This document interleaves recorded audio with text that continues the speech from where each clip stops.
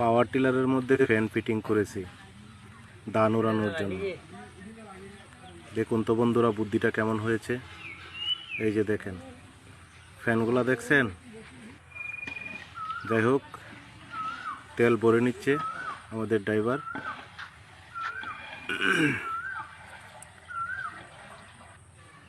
সব রকম প্রস্তুতি শেষ, মোটামুটি সব কিছু গোছানো হয়ে গেছে। এখন অল্প কিছু ধান বাকি রয়েছে অবশিষ্ট।